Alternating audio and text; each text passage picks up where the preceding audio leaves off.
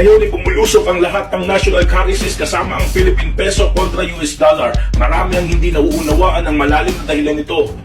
Marami pa nga isinisisi kay Pangulong Bongbong Marcos ang pagbagsak ng piso sa pinakabago nitong all-time rate kung saan umabot ng 58 pesos ang $1. Ang hindi alam ng marami, ito na ang hudyat ng napipitong tuluyang pagkabura ng US dollar sa international financial system ng buong mundo. Tandaan, ang US dollar ay isa lamang fiat money. Ibig sabihin, isa lang itong perang papel na umaandar sa merkado base sa credit system ng mga bangko. Bilang isang Federal Reserve note, ang US dollar ay hindi commodity money. Walang physical tangible wealth asset na nakabackup dito kundi umiikot lamang ito sa utang.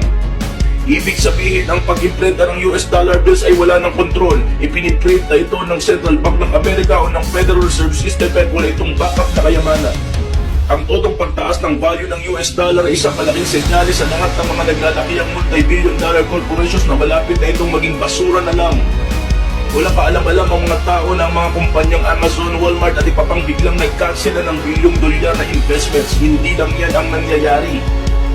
Ito lang Agosto pinagputos ni Pope Francis na kailangang maibalik na lahat ng mga assets or gold, etc. ng Vatican sa iba't ibang mga bansa sa kanilang central bank bago magtapos ang September 13, 2022.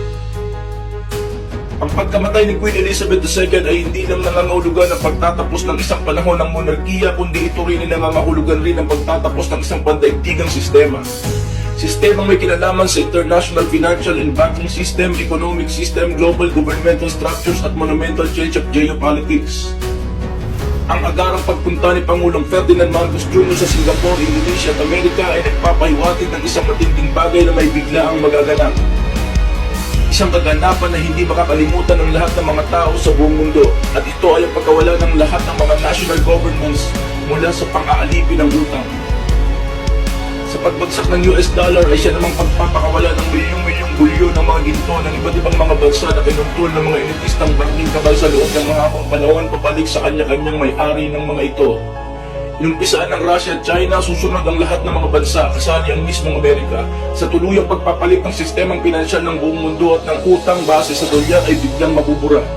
Magkakaroon ng isang buong liwayway sa pandaigdigang eksena. Bawat bansa ay magbabalik sa gold standard international monetary system. At ang people of the Philippine Islands na siyang itinalaga ni Pangulong Ferdinand E. Marcos na co-owner at co-beneficiary ng Wealth for Humanity ang magiging bagong Amerika sa Asia na siyang maharlika. Ang pagpapatunog ni PBBM ng bell ng New York Stock Exchange noong September 19, 2022 ay hindi lamang ito simpleng seremonya ng pagtatapos ng stock market ng araw na yaon. Ito rin ay nagpapahiwatig ng stock market crash o recession na magaganap kung saan tuluyan ang ibabasura ang US dollar at tudyat ng pagbabalik ng buong mundo sa gold standard. At bilang signatory na magbubukas ng Wealth for Humanity, tumindig si Pangulong Ferdinand Marcos Jr. bilang representante ng 110 million Filipinos na siya kinikilala ng United Nations bilang co-signatory ng mga kayamanang ito.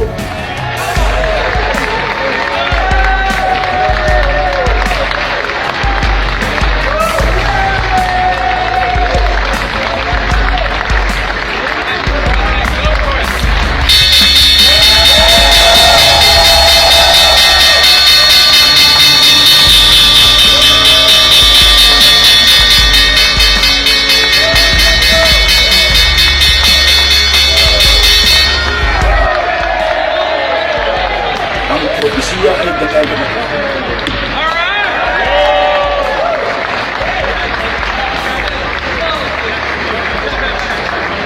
Habang linalatag ang mga plano at minamarkahan ang ating mga dapat marating sa mga susunod na buwan, wala akong kaduda-duda na magagawa lahat ito. Maliwanag sa akin, walang kakulangan sa galing ng Pilipino. Nakakatiyak pati ako na walang imposible sa ating mga pangarap para sa bayan. Nasa dugo natin ang yaman na magbabangon sa atin. Maraming salamat sa inyong walang sawang pagsuporta. A new gold standard for the dollar? It's coming, and when it does, it'll be good news for your cost of living and a more prosperous economy. I'm Steve Forbes, and this is What's Ahead, where you get the insights you need to help navigate this turbulent world.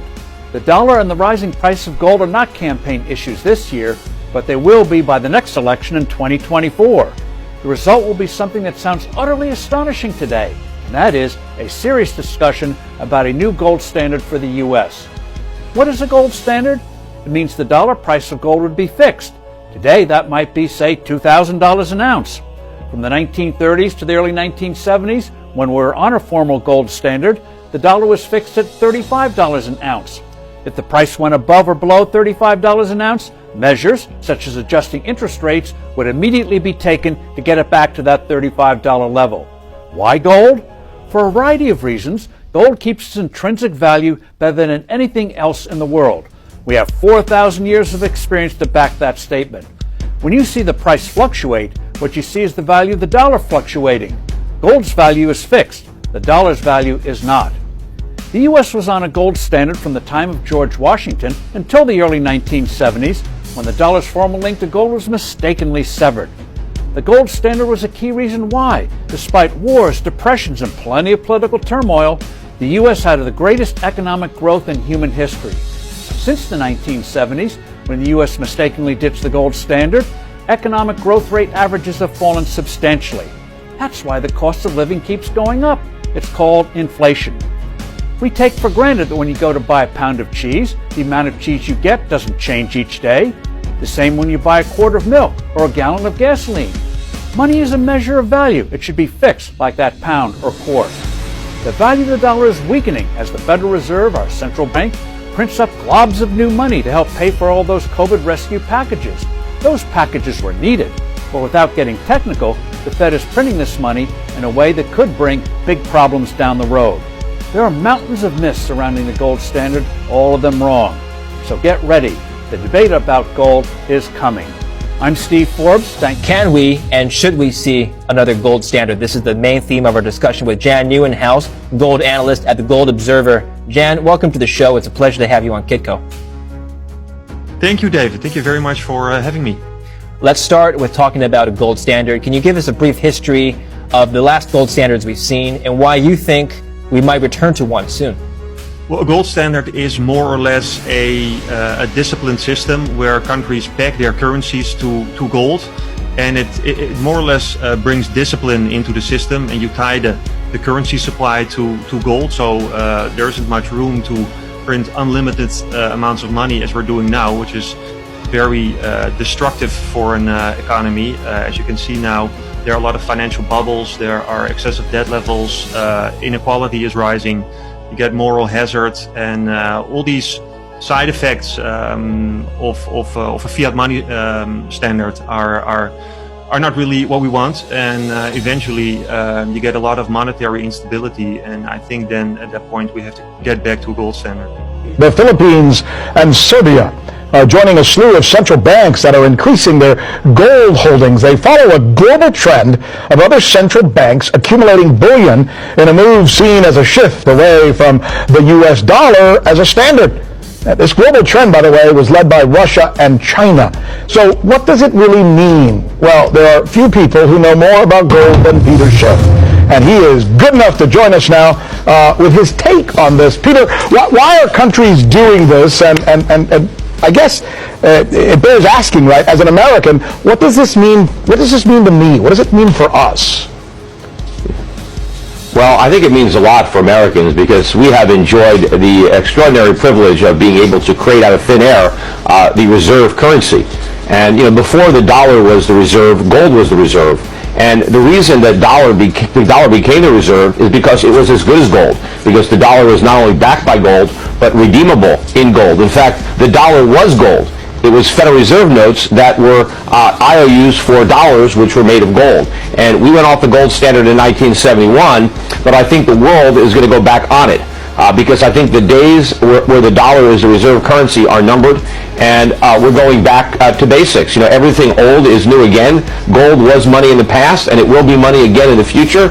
And central banks that are smart enough to read that writing on the wall are increasing their gold reserves now. Well, if we don't have gold and we stay with something like what we have now in the United States, we're then able to manipulate currency in such a way so that we can, for example, print money when we're in the middle of a recession or worse. If we go to the gold standard, for example, if it becomes global and we have to end up accepting it ourselves, that would not be good for us, right, in terms of getting out of these sticky wickets we've been in, like in 2008. Well, first of all, the only reason we get into those sticky wickets is because of the Federal Reserve. So the Federal Reserve lights the fire and then pretends to put it out. if we go back on the gold standards, we take the matches away from the Fed. So they can't light the fire, so there's nothing to put out. You know, gold and economic freedom go hand in hand. And if you don't